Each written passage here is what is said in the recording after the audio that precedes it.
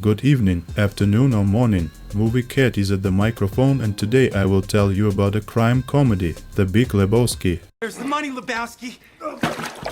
Where's the money, Lebowski? A guy named Lebowski who prefers to be called the Dude buys at the supermarket a box of cream for his beloved cocktail White Russian. He writes the cashier a check for 69 cents and heads home. There two bandits are waiting for the dude. They dunk him into the toilet. They need money from Lebowski, which his wife owes, and to show that they are not joking, one of bandits urinates on the carpet. The dude explains that he is not married and never has been. Then the bandits leave, realizing that they have confused the dude with another Lebowski. The dude's favorite pastime is bowling. During the game, he tells his friends about yesterday's incident. The guys agree that the carpet is a pity because it set the tone for the whole room. Walter, a Vietnam War veteran who is used to solving problems by force, suggests that dude go to the Lebowski who owes the bandits and collect a new carpet from him. The next day, the so-called Big Lebowski, an elderly millionaire in a wheelchair, categorically refuses to pay compensation because he worked all his life tirelessly, not for giving money to some dirty hippies and freebie lovers. The dude at the house exit tells the butler that the owner allowed him to take any carpet. Here, by the pool, the dude meets Bunny, a young nymphomaniac who married the old man Lebowski for money, and now her life has become unbearable because the old man turned out to be very stingy. Bunny paints her toenails green and offers to dude to blow on it first, and then offers an oral sex for $1,000. The dude blows, but he has no money. In the evening, dude plays bowling again, telling his friends how the meeting with Lebowski went. Suddenly, Walter sees how his opponent stepped out the line and Walter demands to write down a zero for him. In his opinion, bowling is not Vietnam. There are rules here, so that the opponent does not argue for a long time. Walter threatens him with a gun and writes down zero for him.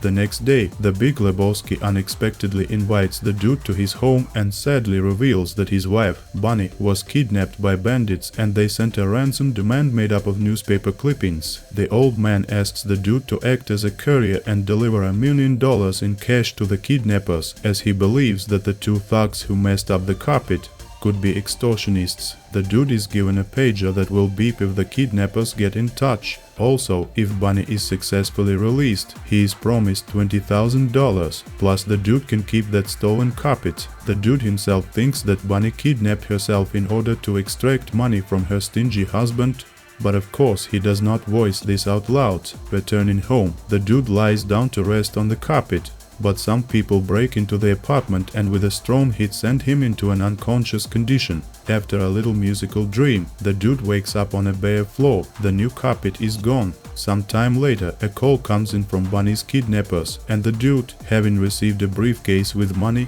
and a radio telephone, must go to the highway and wait for a call from the kidnappers. Walter suddenly sits next to the dude and insists that he must go with. The kidnappers call and demand to throw money on a wooden bridge. On the way, Walter tries to convince the dude that since this Bunny kidnapped herself, the ransom should be kept and the bandits can be given a bag stuffed for weight with Walter's dirty underwear. It would also be nice to catch one of the kidnappers, beat him up and ask where Bunny is. The dude refuses this plan, but cannot stop his stubborn friend. As a result, the bandits leave with a suitcase of dirty underpants, and the guys are left with $1 million in their hands, but without a released hostage. The dude is worried that the girl can now be killed, but Walter is unperturbed and offers, since there is nothing else left, to play bowling. There, the dude ignores the cordless phone calls because he has nothing to say to Lebowski and also gets mad at Walter because he ruined everything.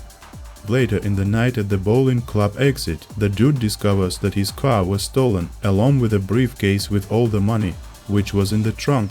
The guy walks home and calls the police to report about a theft. The dude tells the police that the car is green and rusty. From the values there are a receiver, a pair of Creedence cassettes and a case with papers. Also there was the carpet stolen. No, the carpet was not in the car, it was stolen from the house. Suddenly, the Big Lebowski's daughter, Maud, calls on the dude's phone and admits that it were her people who took the carpet. It is dear to her as a memory of her mother. Maud, an artist and feminist, invites Dude to her studio. She says that Bunny works as a porn actress for Jackie Trehorn and most likely she arranged herself the kidnapping in order to get her husband's money. Maud and her father set up a charitable foundation to help underprivileged children. From the account of this foundation, the old man withdrew $1 million for the ransom of Bunny. Maud asks the Dude to take the $1 million back, whoever he gives it to, and for this he will be paid a commission of 10%. Also, the woman asks to forgive her for a hit to the jaw from her people when they stole the carpet, and, as compensation, Maud gives contacts of a good doctor who will look at the Dude's jaw for free. Later, close to the house, the Dude is stuffed into a limousine, where the big Lebowski, furious, wonders why the kidnappers never got the money. Justifying himself, the Dude says that he handed over the briefcase, as he was persuaded. But did it occur to the big Lebowski that his wife kidnapped herself? The old man shows an envelope sent by bandits with a severed female toe. Big Lebowski says, now if at least one hair falls from Bunny, the Dude will lose his head. Later at the coffee shop, Walter tells the frustrated Dude that the toe with a green nail doesn't necessarily belong to Bunny. It is possible to take anyone's toe and paint it green. Where exactly Walter can take anyone's toe, Walter finds it difficult to say. The Dude returns home and takes a soothing bath, after which a gang of nihilists, who speak with a German accent, burst in on him. Nihilists say they are kidnappers and demand the money owed to them. If there is no money, then they will cut off the Dude's Johnson. The nihilists hit the owner's things with a bat a little and leave. The situation has changed, and since the kidnappers are real, it means they need to be paid, so the Dude goes to Maud to say that 10% is good. But he needs his Johnson more, and therefore he will not return the money back. Maud explains that the German nihilists are Bunny's friends and porn co-stars. Maud also insists that the Dude still go to the doctor and check his jaw. At the appointment, the doctor, in addition to the jaw, for some reason examines the rest of the Dude. Later, Dude gets a call from the police. They found his car. Some teenagers rode on it and crashed into a wall, and then some tramp spent the night in it. The Dude picks up his car from the police parking lot, but the briefcase with the money is absent. Between the back seat and the front one, the Dude finds a piece of paper with the homework of a schoolboy named Larry Seller. Later, Walter, having found the address of this schoolboy through his channels, says that find a teenager and take back $1 million from him will be very easy, and later they will definitely eat hamburgers. Arriving at Larry's house, the Dude notices a new red sports car. It looks like the student has already started spending money. To all questions about whether this homework is his, why did he steal the car, and where did he hide the briefcase full of money, Larry is silent. Then an angry Walter begins to destroy a brand new sports car standing next to the seller's house. The real owner of the car wrecked by Walter turned out to be the unsuspecting seller's neighbor, who in retaliation breaks the Dude's car. The guys return back without money, any information, and a windshield. Walter and Donnie are eating hamburgers.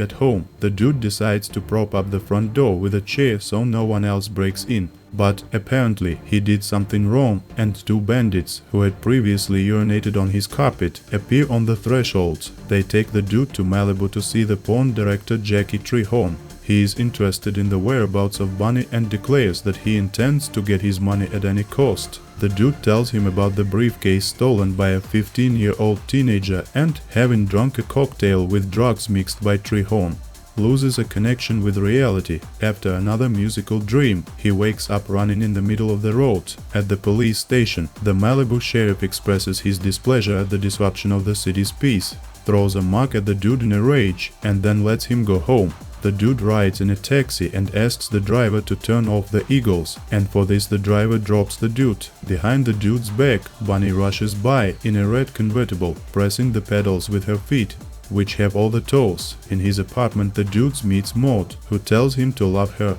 After sex, Maud tucks her knees to increase the chance of conception. She says the Dude that she does not need the participation of a father in the upbringing of the unborn child. Now the Dude understands why she so insistently sent him to the doctor and why he examined him entirely. Maud also says that her father is actually poor, since her mother, before her death, bequeathed absolutely all the money to a charitable foundation, and appointed the big Lebowski just as a manager. The real owner of the foundation is Maud, and she pays her father a salary. Suddenly, the dude has an epiphany and the whole scheme becomes clear. After learning that Bunny was kidnapped, the big Lebowski, under the guise of a ransom, decided to embezzle $1 million from the family foundation. He took all the money for himself and gave the dude only a briefcase full of magazines, expecting that the unemployed dude one would be accused of stealing and the girl would be killed. Meanwhile, the nihilists are having dinner in the cafeteria with their girlfriend, who is missing a toe. The dude calls Walter and they go to ask the old man questions. At the mansion, they see that Bunny has returned. Nobody kidnapped her at all. She just went to another city for a few days, and her nihilist friends decided to take advantage of her absence to play the kidnapping and take some money from her rich old husband. The dude and Walter expose Lebowski, but he does not confess to anything and denies his selfish intentions. Then Walter accuses him of feigning paralysis, picks him up from his wheelchair and throws him on the floor. The weak old man is just crying, and without getting repentance or at least recognition from him, the guys leave. After another evening of bowling, the friends meet a gang of nihilists who have set the dude's car on fire and are still claiming the million. The dude explains to them that there was no million because the old man deceived them all. Nihilists are desperate because their friend donated her toe because they expected to get a lot of money. Then nihilists demand from the guys to give them everything from their pockets. Walter, of course, disagrees and, being a Vietnam War veteran, gets into a fight and neutralizes the raiders. The friends are unharmed, but Donnie, their bowling partner, who has been on the sidelines the entire time, dies of a heart attack after a conversation with the head of the funeral home. The dude and Walter, along with Donnie's ashes, climb a high hill. Walter gives a farewell speech in which he mentions that Donnie loved surfing and bowling.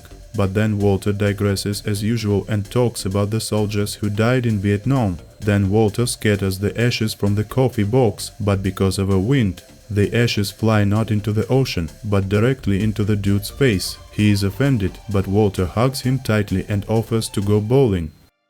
Thank you for your attention. Make the toe up and write some comments. And also subscribe, because that's a great plan. That's really ingenious. If I understand it correctly, it's a Swiss reliable watch.